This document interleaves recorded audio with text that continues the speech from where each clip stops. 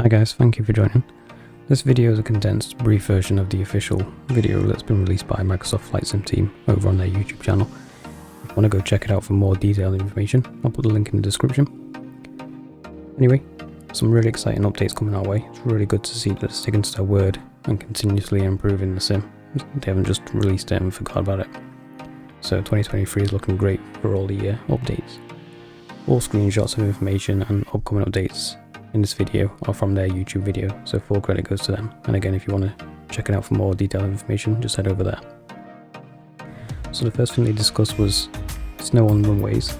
It's an issue that we've been seeing in the sim for a while.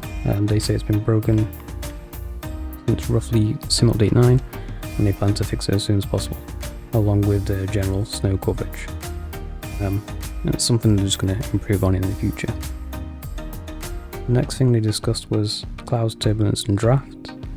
Previously, airflow has been simulated quite well, they're saying, but they're going to introduce a turbulence UI, and this will improve atmospheric flow for more realism.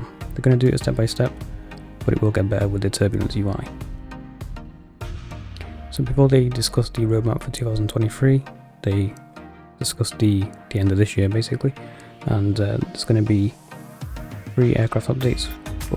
One for the Junkers WU12, the Doge and the F-13.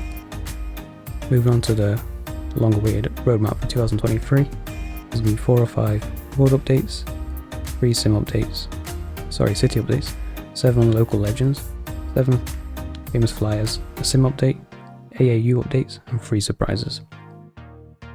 In January they're going to release the AAU update, which is an aircraft and avionics update. I think it's the first time they've done that. So what will be happening is current planes that are in Microsoft Flight Sim will be continually evolving and getting better, which is really cool to see. The next update they discussed was the GNS 430W and the GNS 530W. All the descriptions on the screen for this device, but it's going to receive authentic visuals, next-gen flight plan, full RNAV capability, procedure previews, a keyboard entry mode, which is really cool, so you don't have to mess around with it on screen. You can use your keyboard to enter details, a VNAV planning page, spec accurate ADSB TAS system, full GPS and SPAS system. They're going to enhance the nearest and waypoint pages, along with authentic airport symbology, and they're going to improve the maps, options and settings on the device. Moving on, they discussed the Cessna CJ4, so it's going to improve the soundscape of the aircraft. The flight model is going to have a complete overhaul, the avionics visual overhaul. It's going to have a lot more accuracy. The next gen flight system is going to be implemented. The FMCs and MFDs are going to be split with per screen settings, and they're going to improve the CAS and the FMC systems. Again, they're going to implement the keyboard entry mode on this as well too, and pilot waypoints, boot screen, ARS alignment will be implemented too. Next they moved on to the Garmin G3000, G5000. Again, it's going to get authentic visuals. They're saying it's going to look completely identical to real life. If you take a screenshot of theirs and a photo of the real thing, there's not going to be any difference, they're saying. That's going to be really cool to see. Again, that's going to get next gen flight plan systems.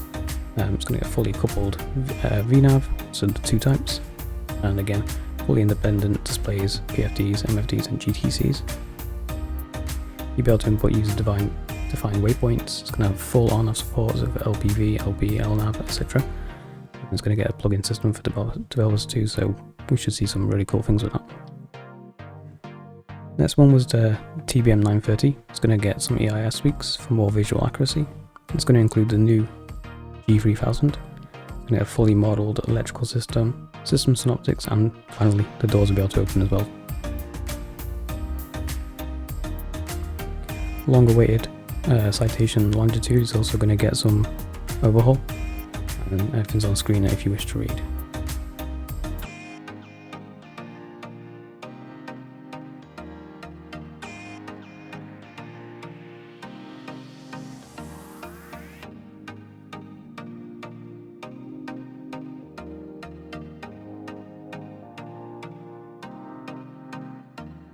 Next was the World Update 12. It's going to be in New Zealand, and Orbex are going to be doing most of the scenery, which should be cool because their scenery is usually pretty damn good. Local Legend 8 will be the de Havilland Caribou, and that's expected to be released on 7th or 8th, not really sure yet. Sim Update 12 will include Wasm and the long-awaited ATR 42-600 and the 72-600. They may include features such as advanced avionics, which includes synthetic vision, doors, weather radar, virtual control panel, alerts and procedures. And they're also working on an electronic flight bag, which will include calculation of speed, center of gravity, takeoff and trim, etc. It'll also be able to calculate your landing distance, and icing will be taken into account in all calculations. Additionally, with the electronic flight bag, you'll be able to select aircraft states, you'll be able to use ground surfaces, manipulate the doors, maintenance functions will be included, and there'll be additional options too. The aircraft systems will be detailed along with the FMS, and it'll be based on original documents and data supplied by ATR. The advanced engine systems will include a propeller brake, power management system, and ATPCS.